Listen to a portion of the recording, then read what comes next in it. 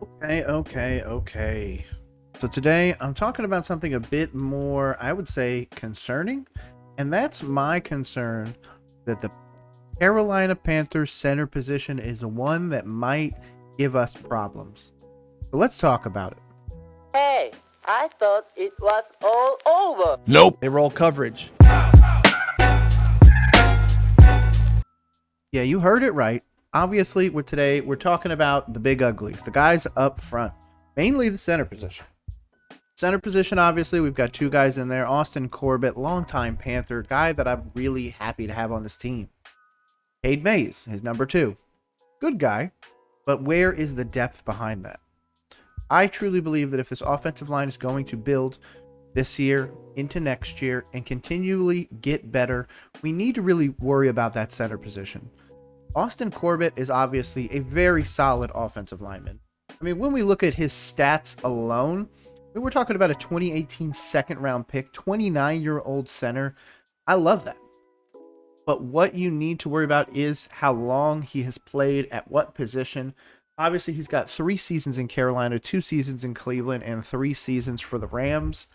So obviously, when we move over to his actual playing time, he plays an overwhelming majority of the snaps. I mean, since 2019, once he got to Cleveland, he went and started getting 98% of the snaps, 100, then 99, 97, 100, and of course last year, 94% of the snaps. I mean, the dude's got almost 5,000. I mean, it's 4,200, but by the end of the season, it'll be almost 5,000 snaps on the offensive line. The 30-year-old is going to be able to go out there and shore up an offensive line that, to be honest, just really needs that center position held down tight. He's not a guy that gets called overly for holding calls. He's only got 4 over his career. He's only got 9 false starts. So that means 14 total penalties across his entire tenure. That's 81 games and 67 games started. I mean, he's absolutely somebody that I think can do well, but am I concerned about him? Yes. His last 2 years, he played 4 games and then 5 games.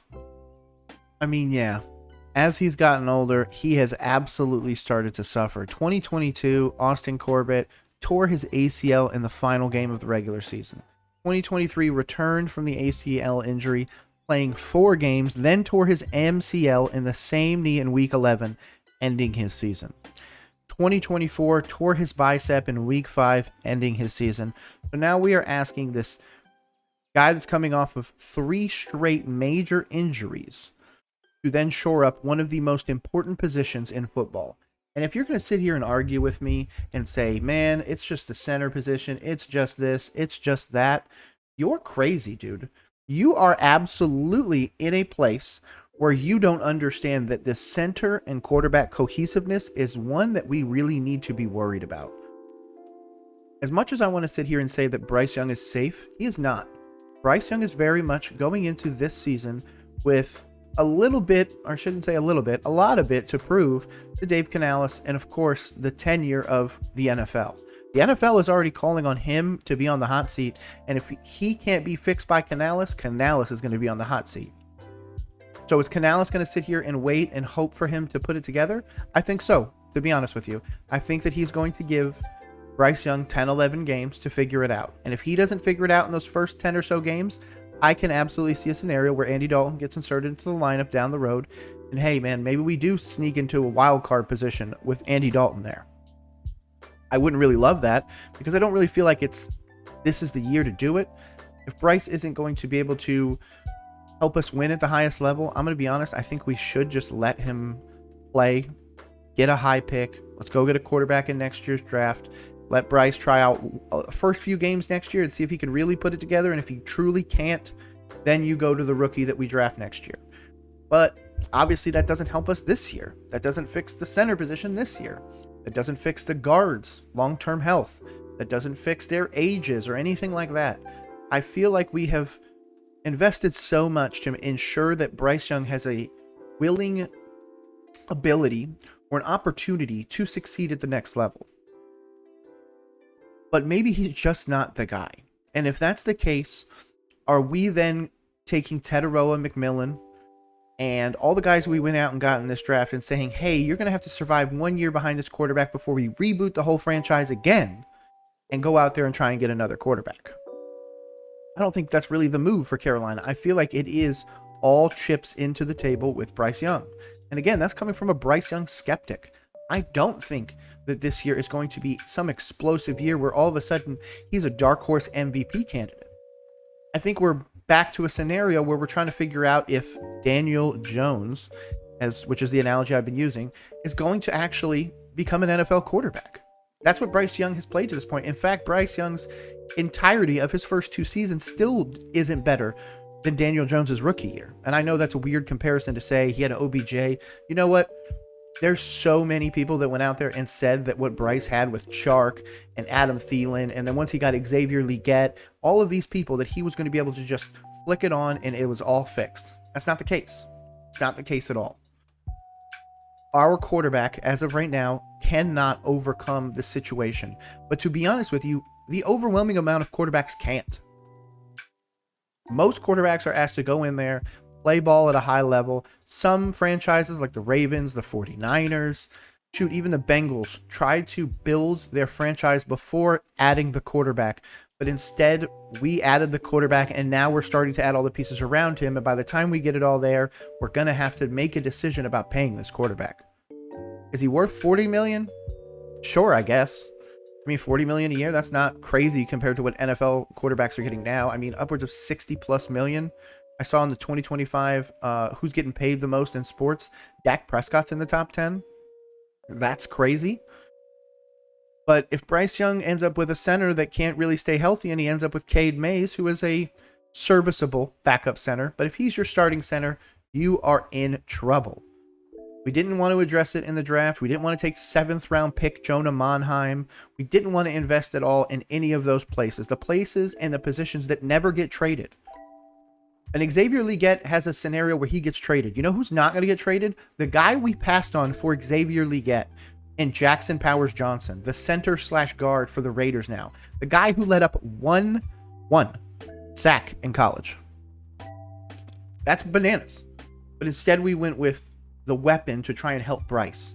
Again, I understand. We invested so much into Bryce that we're now trying to do like the cost sink cost analysis. We're looking at it like, oh my God, we've already sunk so much money. It's just a little bit more and it's going to be okay and everything's going to turn around. But there's also a scenario where it doesn't. Now, obviously, when we come and look at free agents, there's some opportunities to go out there and maybe go and get a really, really old backup center, but I don't think that really changes anything in Carolina. To be honest, I think it just kind of shores up. I don't think it makes anything better. I don't really know that you can go out there and get a free agent backup center and put him in a position where he's going to have to play at the highest level. And not just that, but stay healthy the entire time as well. Now, obviously, Corbett and Mays have an opportunity to prove me wrong, for sure. If Corbett goes out there and plays all 17 games and everything like that, and we end up having a great offensive line, I'm super excited about that. Because, again, I have worries about the guards in general, even though we paid them, and they have been playing well. I'm a bit worried about them. And then, of course, the tackles. I mean, Moton's old and Icky's money is coming due soon. So the offensive line is about to go back in flux. So what are we going to do in the draft? Are we going to now go and get rookie offensive linemen, then hope and pray that they can, make it work at the next level? That's assuming what I'm going to do or what the team is going to do.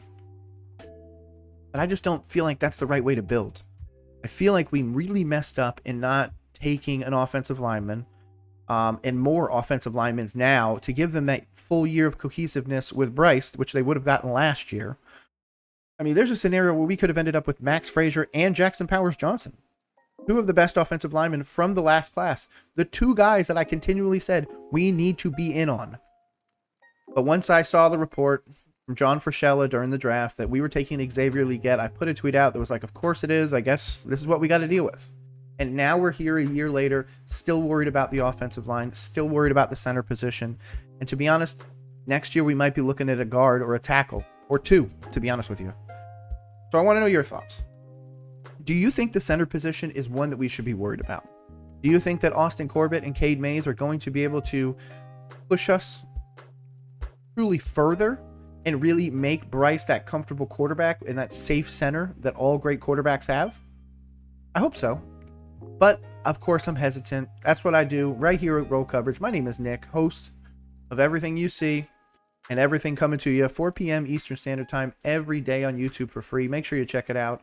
I'm going to start expanding out. We're getting ready to get into training camp. There's going to be a lot of Carolina Panthers info out there, so hopefully you guys are ready for it, because I certainly as hell am. My name is Nick. This is Roll Coverage. Hopefully you have a great rest of the day. Peace.